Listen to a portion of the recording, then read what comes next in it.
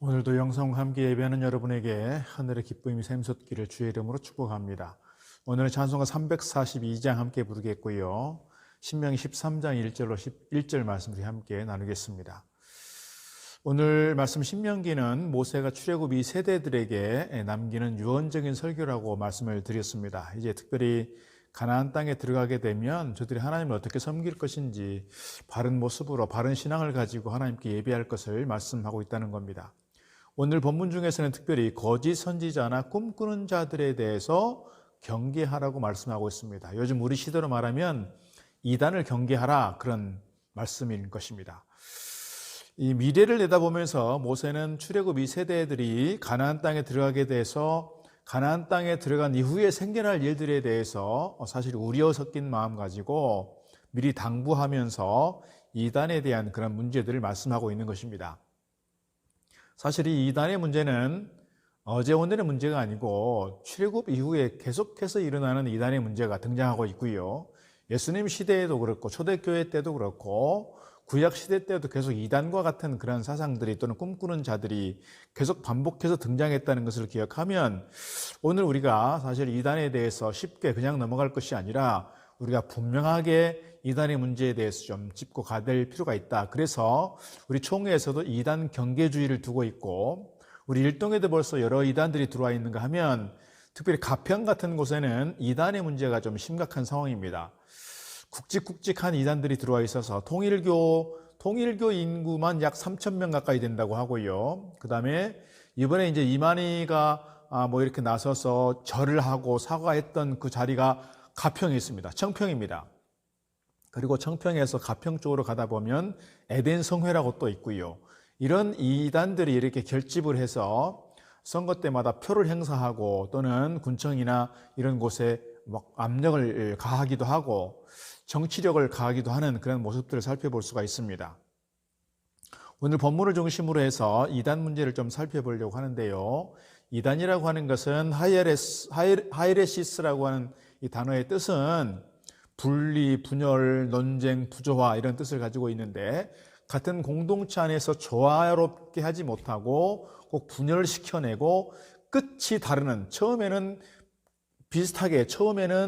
같은 신앙에서 출발했지만 개인을 신격화하고 개인 교주들을 이렇게 숭배하게 되면서 결국은 끝이 달라져 버리는, 그래서 이단이라고 부리는 그러한 단어의 뜻을 우리가 좀 이해하고 가면 좋겠습니다. 오늘 1절, 2절 말씀 보면 이단의 정체에 대해서 이렇게 설명합니다. 너희 중에 선지자나 꿈꾸는 자가 일어나서 이적과 기사를 내게 보이고 그가 내게 말한 그 이적과 기사가 이루어지고 너희가 알지 못하던 다른 신들을 우리가 따라 섬기자고 말할지라도, 그랬습니다. 여기서 보여지는 이단의 정체 몇 가지를 좀 말씀을 드리자면 이단은 기독교 안에서 시작된다는 겁니다. 너희 중에, 오늘 1절에서 이렇게 말씀하고 있어요. 너희 중에. 대부분의 이단들도 사실은 정통 기독교에서 출발하는 경우들이 많습니다. 지금 신천지 같은 경우에는 사실은 좀 별종입니다. 그러니까 신천지 이만희는 통일교 쪽에서, 그리고 예전에 있었던 장막성전 이쪽에서 이렇게 배워왔던 사람이기 때문에 정통 기독교에서 신앙훈련을 받아본 적이 없는 사람입니다.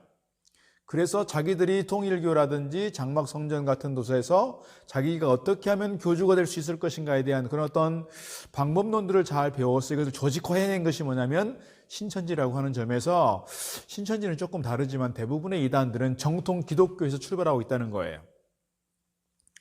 그런 점에서 우리가 좀 잘 경계할 필요가 있다는 것이고요.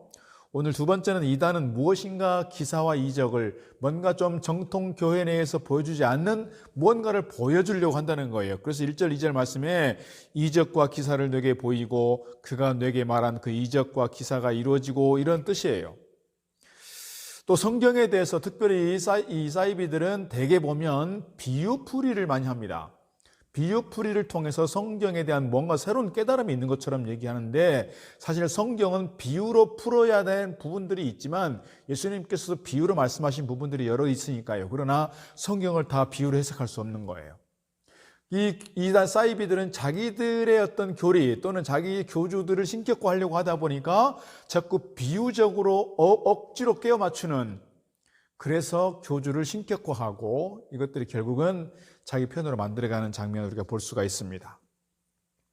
뿐만 아니라 이단은 이단이라고 하는 점에서 결국 다른 믿음으로 끌고 간다는 거예요. 2절 마지막 부분에 너희가 알지 못하던 다른 신들을 우리가 따라 섬기자고 한다는 거고요. 7절도 그렇습니다.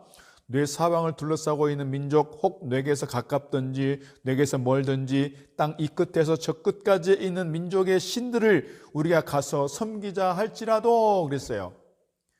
많은 사람들을 꿰어내고 많은 사람들을 유혹해서 그들로 끌고 간다는 거예요. 그래서 신천지라든지 많은 이단 종파들이 이 새로운 신자들을 찾아내는 것이 아니라 기성교회에 잠입을 해서 비정상적이고 비준리적인 방법을 가지고 교인들을 끌어내고 꿰어낸다, 그런 이야기일 것입니다. 결국 따르는 사람들에 대해서 올바른 믿음의 길에서 떨어져 나가게 한다는 점에서 우리가 이단들에 대해서 좀 많이 긴장감을 가지고 그들을 잘 살필 필요가 있다는 것입니다. 그러면 이런 이단들을 어떻게 대처해야 되는지 오늘 말씀에서 몇 가지 살펴보려고 합니다. 무엇보다 사실은 이단 경계주의이 있는 것처럼 이단들에 대해서 잘 알고 배워야 할 필요가 있겠고요. 이단들을 경계하겠다고 하는 그 마음이 우리에게 먼저 필요하다, 그런 말씀 드리고 싶습니다. 또 하나는 오늘 4절 말씀에서 이렇게 말합니다. 너희는 너희 하나님 여호와를 따르며 그를 경외하며 그의 명령을 지키며 그의 목소리를 청종하며 그를 섬기며 그를 의지하며 그랬어요. 우리가 성경에 대해서 좀 많이 알아야 되는 거예요. 그래서 성경 공부도 하고 제자 훈련도 해야 되는 겁니다. 이 이단에 빠진 사람들은 아주 엄격하게 정말 하드 트레이닝을 합니다. 막 1년 동안 계속해서 성경 공부를 합숙을 시키기도 하고 자기들이 원하는 그 방식을 가지고 자기들이 꿰어 맞추는 그 형식을 가지고 달달달 외우게 합니다. 그래서 보통 사람들이, 보통 신앙인들이 웬만큼 교회를 다녔어도 이단과 이렇게 한번 논쟁이 붙으면 쉽게 이겨낼 수 없다는 거예요. 그런 점에서 오늘 우리가 하나님 말씀을 말씀으로 잘 배우고 알아야 될 필요가 있다 하는 것입니다. 진리 가운데 서야 한다는 거예요. 그리고 혹시 외부에서 성경 공부를 하거나 훈련이 있으면 반드시 교역자들에게 상담을 하고 교역자들에게 허락을 받고 가야 합니다. 8절 그리고 5절, 9절, 10절 말씀 보게 되면 아주 단호하게 처리해야 될 것을 말씀합니다. 8절 말씀 보니까 너는 그를 따르지 말며 듣지 말며 긍휼히 여기지 말며 애석히 여기지 말며 덮어 숨기지도 마라. 그러면서 반복하는 단어는 5절, 9절, 10절에서 반복하여 그들을 죽이라고 말하는 거예요. 돌로 쳐서 죽이라. 강력하게 말씀하고 있습니다.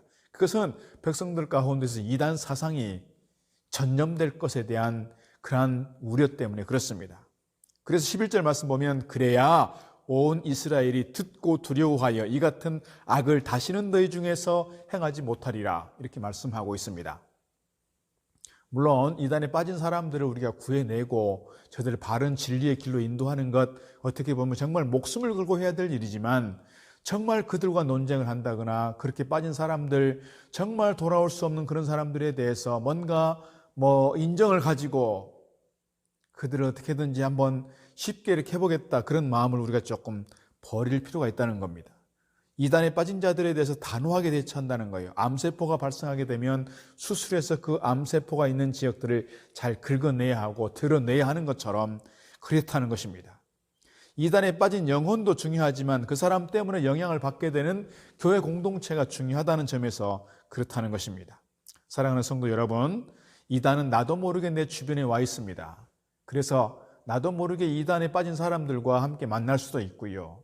나도 모르게 그렇게 접촉할 수도 있습니다. 그런 점에서 이단에 대해서 우리가 늘 긴장감을 가지고 경계하고 그 이단에 빠진 사람들을 대할 때 우리가 단호하게 대하면서 저들을 권면하고 설득할 필요도 있겠으나 신앙적으로, 교리적으로 분명하게 우리 입장을 가지고 얘기해야 될 것입니다.